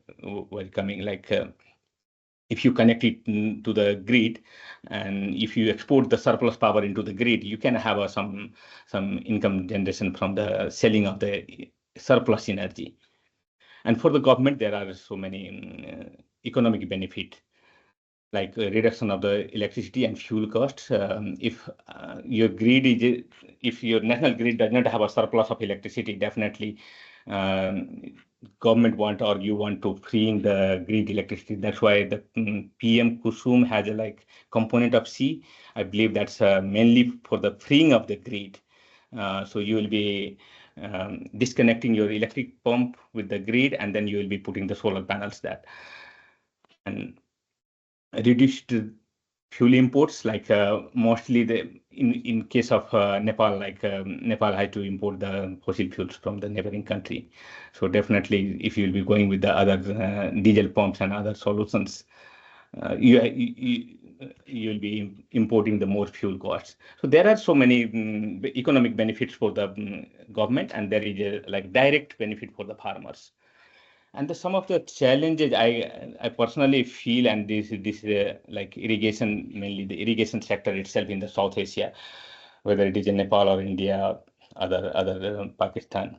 So in the government, if you'll be going with the government data, government reports, you will find this much of land, 60% of land are irrigable, and then those have access to irrigation. And mainly I have seen many cases farmers, they do the pumping from the big canal, primary canals, through the diesel pumps. So this is a lack of if you have a transmission line, and if you don't have a distribution line, you can imagine how you'll be lighting your home. So something like you have a primary canal, big canal, and you have a secondary canal, but still you can't irrigate your land. You should have a tertiary canal. So if like government has a primary canal, big primary canal, it says that the report says that like this much of hectare of land is irrigable now, but at the same time there is no tertiary canal. So you cannot, in fact, farmer cannot use that primary canal for the irrigation. So that's a major challenges I have seen. Other like limited electricity distribution line in the agriculture farm. Mostly South Asian countries have a like still not a very surplus power in the grid, I would say, and those are mainly for the like if I have to imagine like in a village, like those distribution lines are mainly for the electrification in the houses, not in the farm. So very limited like electricity distribution lines are extended in the farmland, and if it is extended, that has a low voltage quality, low voltage and poor power quality, mainly because of the transmission distribution lines. In many of instances, I have seen like 11 kV power lines have extended up to even up to 50 kilometer. Like thumbs rules is like you cannot extend more than 20 kilometer for the 11 kV lines. It's like it's not like advanced countries. Developed country like you follow all the standard technical standard guidelines. Sometimes it goes like a political scenario. The politicians sometimes it's become a like agenda for the elections. I will provide you electricity access, and that's how they extend the distribution lines beyond the without following any guidelines beyond the limits, and that draw the like that lead to the poor power quality and low voltage scenario. And this pumps, mainly the motors, electric motors, those have an impedance like and that draw the impedance load. It's not like a resistive load like a heater or maybe incandescent lamp. Those loads usually has a low power when you have a low voltage, whereas in case of inductive load like motors, electric motors, it draw higher current, and that lead to burning of the motor winding. So mostly if you go to the rural villages, you will see the motor rewinding shops and electric pump repair shops. In my village itself, there are, I think, two or three motor repair shops are there. It's mainly because of the low voltage, and so that's why I was arguing that electric pump has a higher O&M compared to solar pumps. And again, like many of the governments across the South Asia, they are providing the subsidies, but are they thinking like efficient use of water? It's not like you provided the subsidy for the solar pump and then farmer have an excess of water now. Whenever they need, they have water. Sometimes like if they are doing flood irrigation, probably that may be like for potato farming. I'm not like farming expert, but I'm pretty sure that if you will be doing the flood irrigation for the potato, probably yield will be lesser compared to the maybe other method, maybe like Israel or maybe other developed country, they're practicing even for drip irrigation and maybe the sprinkler. That would be reducing the less water and more yield. So that's why I would say that it's a nexus. It's not that you provided the water solution and then leave it to the farmer. It should be like we have to think holistic approach, whether the water is being used efficiently or not. And another challenge is like providing the water solutions through the solar pump is not like a smart solution. Still, I would say that I'm not sure like whether you have experience or not. Like I have a first-hand of experience. Like in my village, the hand pumps, we have been drinking the water from the hand pump, and the groundwater has been depleted so fast over the 5 year of time period. It had depleted, and now the hand pump coming drying up during the summer months. It's because of the depletion of the groundwater. So it's not that we should not think only about the pumping of the groundwater only. So we need to also think of, are we doing the water recharge? Is there enough water is percolated in the ground? Are we usually, what I'm trying to focus is, are we like doing the sustainable use of groundwater?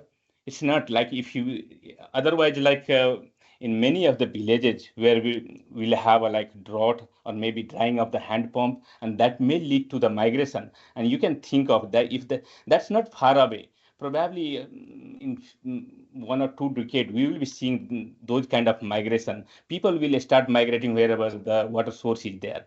And you can imagine like the host country, whoever will have a more migrated people. So they will have a burden of migration. They will have a burden on the resources. They may have a limited educational or health facility. So the migration of, let's say, 2 times population in that host country, and the migrated community itself, that community will not have a utilization of the maybe either land resources or maybe other resources. So that kind of situation is very nearby if we will not be using the sustainable use of groundwater system. Another challenge that I have seen, like limited local capacity. This government usually provide the solar pump solutions through the subsidy or incentives.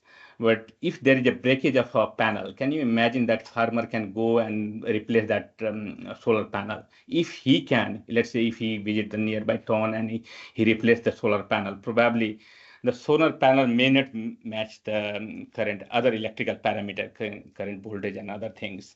And that may lead to inefficient use of the pump itself. And that may lead to the damage itself. So the capacity building, we have to provide at the local level, farmer level, like NGOs or maybe the cooperatives or maybe the service provider. Service provider could be like the electric pump repair shops itself could be a service provider. They can be trained, and they can be like a local service provider. If there will be like any maintenance needed for solar pump, they can go to the farm and they can do the maintenance task. Another like common problem I have seen, like a theft of the solar panel in the rural area. So this may not be true in your case, but in some instances I have seen that solar panel has been stolen from the farm itself. So that can be like, and there is a solution, like it's one company in India, I think Pune based, Atom Solar, I guess. So they have a like portable solar. You can take your solar farm in a cart, and then you can set up very quickly your pump system, provided you should have a borehole in the farm. So you can have a like you can bring your solar panel, pump, and controller to the farm in the cart, and then you can use your pumping system, and you can again bring back your systems back home. Other like anti-thread nut bolts, once you tighten the nut bolt of the solar panel in the mounting frame, so one cannot unbolt that. So either they have to cut through the hacksaw, and probably that cutting of the hacksaw probably may make the sound, and the owner may awake or people may awake. So that's like in some instances I have seen like providing anti-thread nut bolt also reduces the theft. And this, as I was telling you, like groundwater, like the borehole, I mean, the well itself, you can see how dried it is and how many pumps they are using. And this situation, I was telling, the migration of the community to the water source, maybe to the river or other water streams, it's already started. This is a case in Nepal. And these are drying of the water sources are not like a local cause. Probably if there will be some kind of these like deforestation or chaotic development work, if this thing happen in Nepal, probably that may impact other neighboring countries. It has been seen like mainly because of the deforestation and development, haphazard development, mainly the building of the roads, rural roads. Can you imagine, like if you are putting the road in the rural area, that obstacle that create the natural flow of the surface water itself, and probably that water may have a own path, and if you are obstructing, to one side you may have a flood, other side you may have a dried up, may not percolate the enough water in the ground, other side. So one, like making a rural road itself can cause your groundwater recharge system, impacted your groundwater recharge system, and sand and aggregate extraction in the that changes the river course, and that also lead to the drying of the water sources, whether it is your a river or maybe it is a hand pump. And also the these days, this may be the fourth point, maybe the more related to the climate change, the river flowing of the water itself. Like if you'll be asking like old age people who is living nearby the river, they will be telling you that the water was coming up to this bank, up to the upper level of the bank. Nowadays, this in the same month, in the same date, even they experience. They have, even in our younger age, we don't have experience in the shorter time, but the old age people, they have experience how the river are drying up, and that is again leading to the drying of the water source. And also the ponds, especially the ponds, they bury in some cases, like they bury the pond and they feel like making another development activities. So that pond itself is a big thing for the water recharge system of the groundwater recharge system. Having a pond in the village, you will be noticed that they will never experience the drying of the pump, boreholes especially. And that's how the water sources itself, the water streams, especially in the hill area, those are disappearing these days. And the last point I would like to highlight here is if I have to compare in case of Nepal and India, if let's say neighboring India, there will be excessive, maybe the 90% of subsidy, as a previous presenter presenting 50% and 30, and then another loan for 30%. It's a very good incentive, I would say that. And that's maybe the cause, neighboring state like Bihar and UP have a more solar pumps, especially near the Nepal border. If they have a excessive water pumping,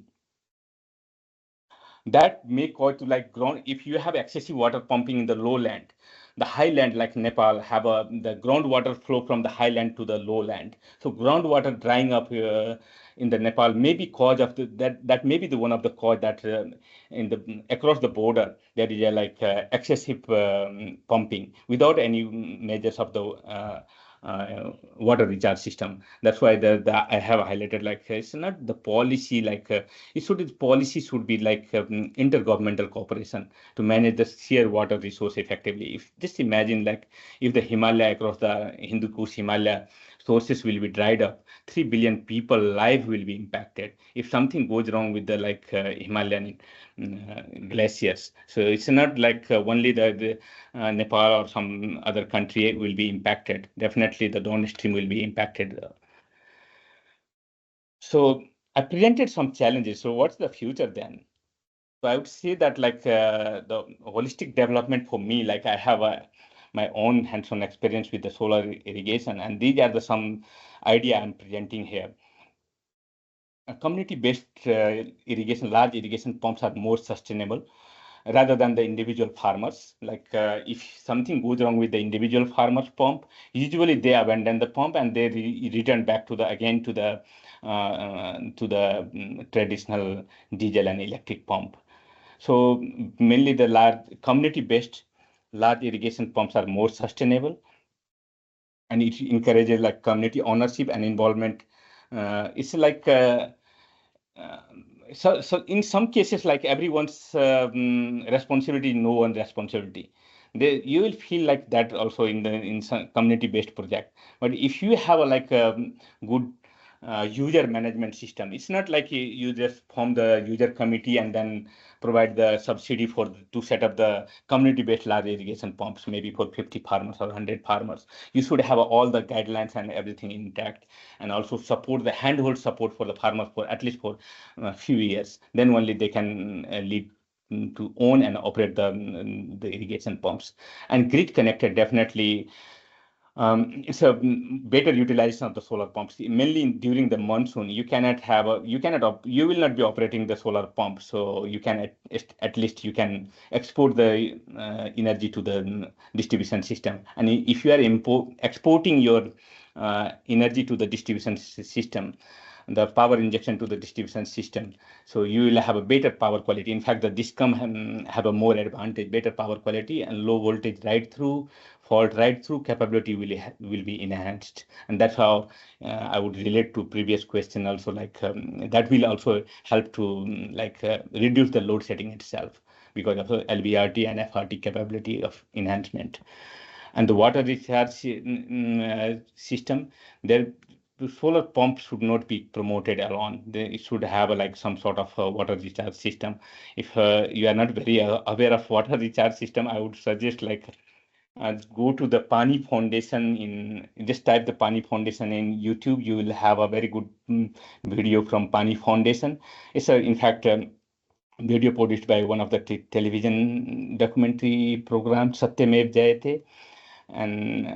And how the Maharashtra, that's case in the Maharashtra, a village was dried up completely, no water sources at all. The river streams were completely dried up. Water pumps were not, the hand pumps were not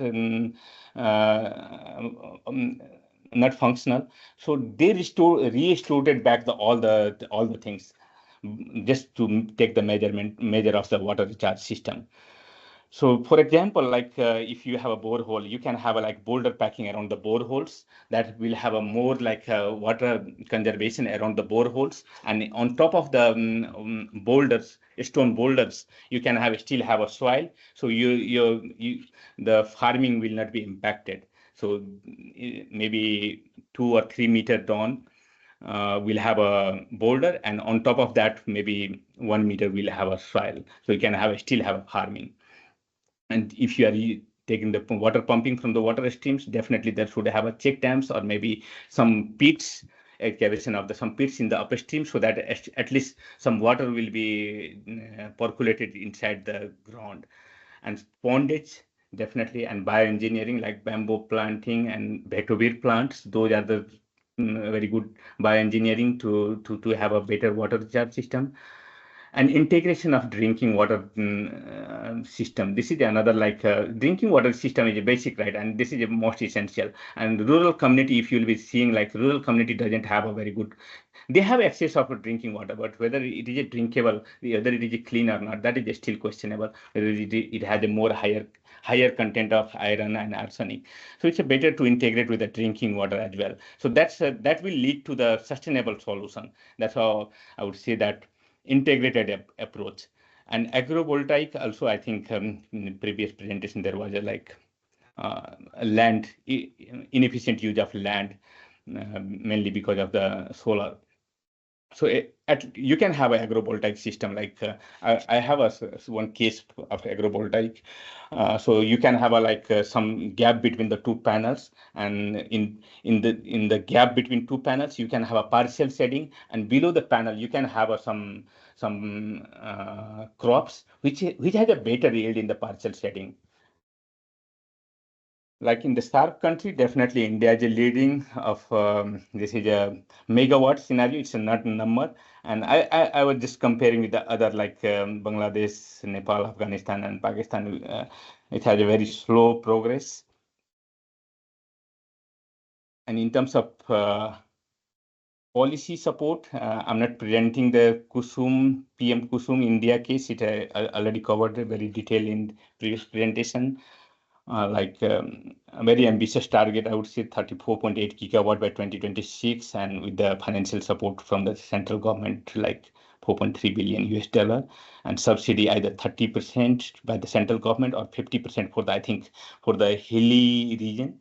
Assam and some Uttarakhand, some of those states have 50% subsidy in the upfront cost from the central government, and then on top of that 30% from the state government. In case of Nepal, government of Nepal has a subsidy of 60% in the capital cost of the solar pump, and Bangladesh Rural Electrification Board, they have 62 to 66%, And IDCOL, which is I think a government financial institution, they also provide like 50% of upfront cost as a subsidy. And Pakistan, I think it's a Punjab province. They have a, like 60% of capital cost, not exceeding Pakistani rupees 720,000.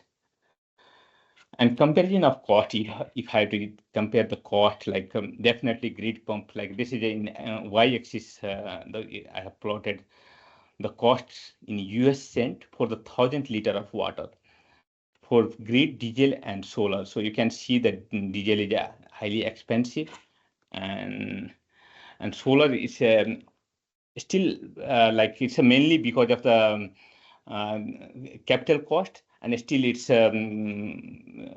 though operational maintenance is lower, but mainly because of the capital cost, it is still expensive. So if someone want more, like these are the some assumptions I have taken. The cost of grid pump, diesel pump, and I have analyzed for the 10 years time period. These are the like, and I have calculated like NPV costs. These including the operation maintenance, like for example, like electric pump, I'm considering like $20 per year operation and maintenance cost, and 350 for 2 HP pump. So similarly for diesel pump, I'm considering more O&M, and O&M using the O&M some escalator, like a diesel pump will have a more, if the diesel pump become older, you will have a more operation and maintenance. And the solar, it's a very negligible. I'm taking fuel cost is zero, operation maintenance is mainly for the some maybe fuse or MCB replacement in the controller, pump controller, or maybe there's some breakage of the panel or itself. Yeah, usually the cleaning is carried out by the farmer themselves. So these are the my assumptions for this comparison, and I came up with the result of this comparison. Still, so solar is expensive, but if you see the like economic advantage I presented earlier, still I would say that solar make more sense. Agrovoltaic, you can double harvest the sun, both for the energy and as well as for the better crop yield. These are some cases. Kajari in Rajasthan, they have a like a agrovoltaic system. So you can see that there is a gap between the two panels. So it's a research institute. They were comparing how the yield is a crop yield, like this two panel or maybe this row have a complete, there is no gap in this row. So how much crop yield for the same crops, for the same patterns of irrigation, for the same age of the crop, how much yield came in this completely shadowed crop and partial shadow. So they found that the partial shadow has a like better crop yield, and those like some of the like cabbage, tomato, mustard, or maybe green bay leaf, cucumber, lemongrass, these had a better yield in the partial shading. So these can have a like agrovoltaic. If you are thinking of agrovoltaic, these crop will have a better yield in the partial shading. Some of the case study, I think I'm running out of time. So these are some case study, like we have integrated. So this is a solar, especially in Nepal, how we are providing, like we are taking the field visit to the farmers, to the other place where there is a fertigation system, drip irrigation system. So they learned and they implemented the system in their system. So it's not only that you will be providing all the hardware, mainly the soft support, the technical support, and the operation maintenance, knowledge management. Those are the most important thing for the sustainable management of the solar water pumps. Another integrated approach, like this is our head tank. This is in plain land in Nepal. Like this 260 households has access of drinking water, as well as poly houses. Mainly, this is for the growing of the seedlings, mainly for the seedlings. So the entire community have a better seedlings, and also like some of the bitter gourd and some of the seedlings you cannot grow in the winter season. So if you have a like controlled environment in the poly house, still you can have those kind of things. And some other like case, So this is a really interesting, like this. Can you just ponder on the left and bottom figure? This is the only water source for the entire 40 household in one of the rural Nepal hill community. And this water source, if first time I went there, and it was like I was living in the urban area, so I was thinking how this can be a drinking water source for the entire community. And this is not only for the people, also for the animal livestock, and also for the irrigation. If they have in most of the cases they have shortage of the water, but if they have surplus water, this is the only source even for the growing of the small um, small vegetable farming in the garden. So this is the only source everything I would say that. So this we provided them water solutions through the water 1200-meter pipeline, and this white color is a sump well, and all the water which are like check dams and the earth water pits are in the upstream of this river source. And also we provided the poly house in the top of the hill where the water is pumped. Another case, I will not be going to that. This is the agrovoltaic we have practiced most recently. I think just 1 year back before I come into here. So we found that, like in Kajari, in India case, we found that this farmers have a better tomato yield and other marigold flower for festival and other purposes. They have a better marigold and tomato yield from this parcel setting. So this is the agrovoltaic we have practiced. And some other, still we are searching for the solution. Water pump itself is not solution. Another community, they have this kind of water source. And imagine and they have the households are very distributed, sparse. So the extending the distribution pipeline, it's the distribution pipeline for the irrigation or drinking water itself was challenging. You cannot extend for 15 households, you cannot extend 5 kilometers of pipelines. Otherwise, it will lead to a high operation and maintenance, again, breaking of the pipeline itself. So, and also there is no grid access. So we tried atmospheric water generator. So generating the water from this machine, the right and bottom corner, you can see the machine powered by the electricity source, either grid or maybe solar. And then, but this I would say that failed case. If you have a very high humid area, probably you can have a water solution through this machine, atmospheric water generator. Otherwise, so still there is a untapped solutions, and we are still searching. So if any of you have some better idea, still you can search for, and then there is a still market for these kind of solutions. So for the sake of time, I'm skipping some of the slides. And the capacity building, again, look, the training for the farmers, technician, and electric pump repair. These will definitely lead to the sustainable water pump. Otherwise, I have seen within a year, usually the farmer again switch back to the conventional method. So don't forget, if you are planning for any providing subsidy or maybe some installation support may not be sufficient. You need to think of a more holistic approach of water pump. And that's all from my side. And thank you for listening me. I would be happy to take question.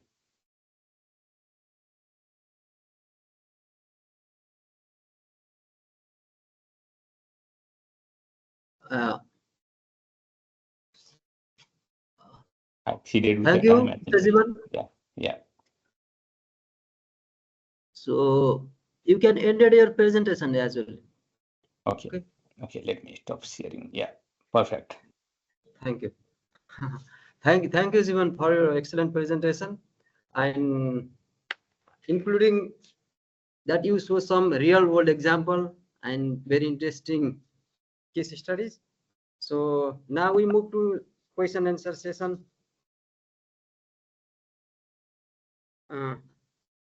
Mr. Ruben is asking, how expensive is the agrovoltaic compared to normal or traditional SIP? If you know This is a any really figure. good question. Yeah. Should I respond? Yeah, Okay. yeah, Okay. please.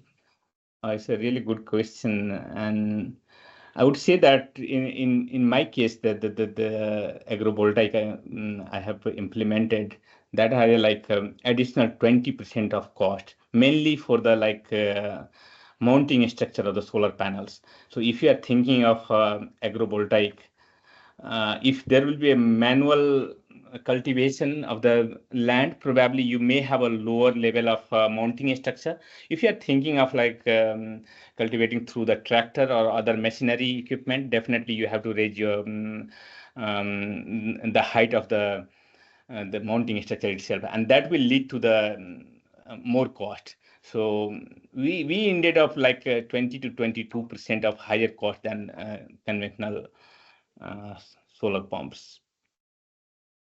Okay, thank you.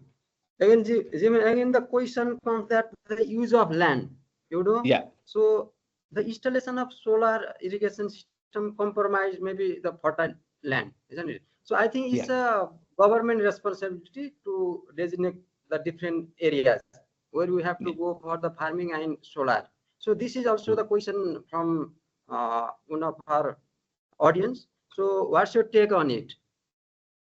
Yeah, it's definitely land is a precious. Definitely, first I would say that whatever we are talking, sustainable use of pump or maybe the better energy for farmers. First thing is food security, then only energy security. So for the land is leading to the food security. I would say that land is more precious than having a reliable electricity. So that's why either you, if you can put on more like 20, 25% of additional cost, and you still want to utilize the land below the panels, yeah, agrovoltaic is solution. Or maybe you can go with the, like, if you have an infrastructure, maybe school or a health post very close to the installation site, you can have you can take the roof in lease, or maybe in the, if it is community based, maybe in free roof space of those community infrastructure, and you can put the solar panel over there, and then you can extend the line maybe few 100-meter line from there, and you can power up your pump there. So that's the only the way you can do. Thank you. Mr. Jivan, you have been engaged in various community-based projects. It's a solar or a micro hydro. So in your presentation, you talk about the community-based, but there might be various model of community. So they can have the physical contribution from construction, operation, and management, as well as they can also invest or share certain their fund or money, isn't it? So what sort of the community-based project might be sustainable or good practice? Yeah, so that's why I was just thinking of, like, if you community-based project providing the the solution to the farmers through the community, you need to have an extensive community mobilization. It's not like a one-time support.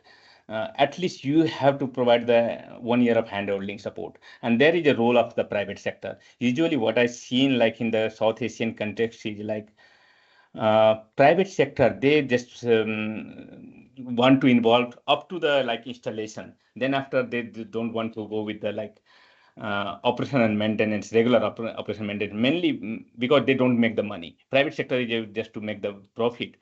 Definitely, that's a usual tendency for everyone.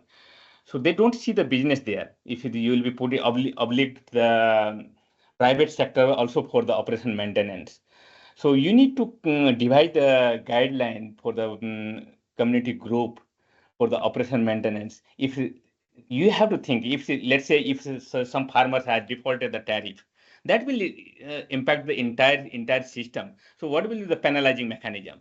They will not be knowing that. how much tariff I have to set for the solar pump. They will not be knowing how much in operation maintenance, how much will be the replacement cost for the controller itself.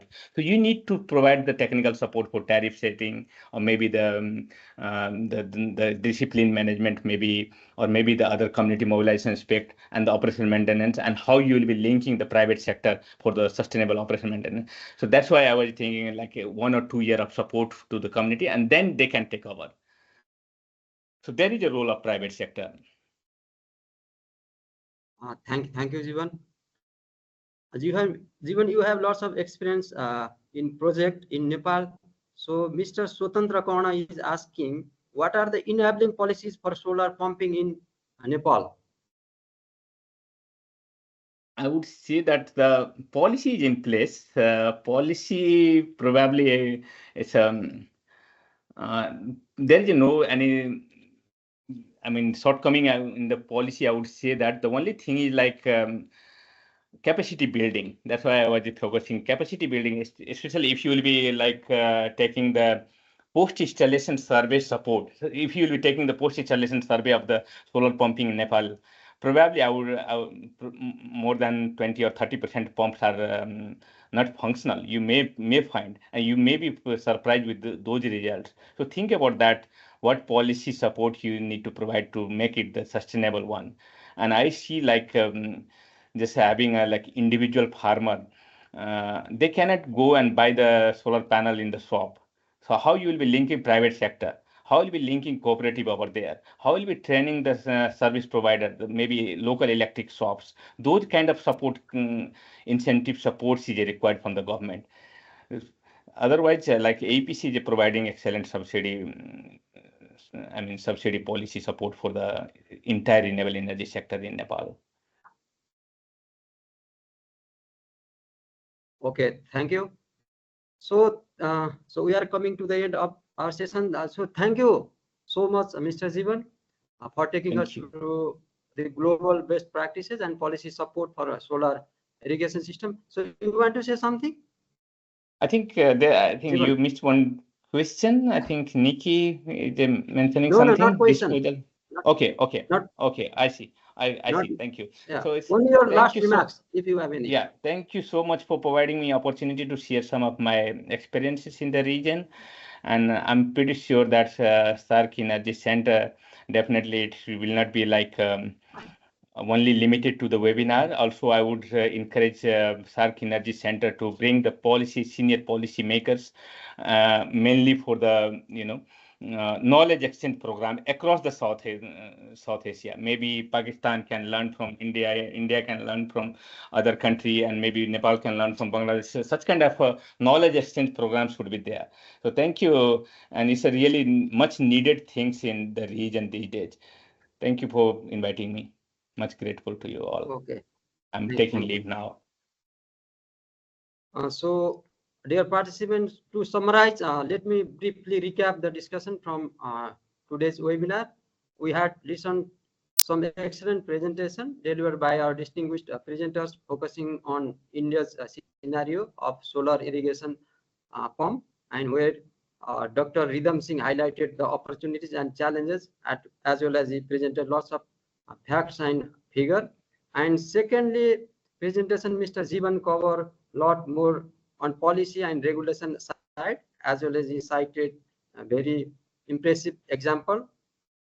So I think the challenges are many more beyond the earth environment. So recent studies or research has showed that due to the over extraction of water, mainly in India and USA, there is a shift of polar shift.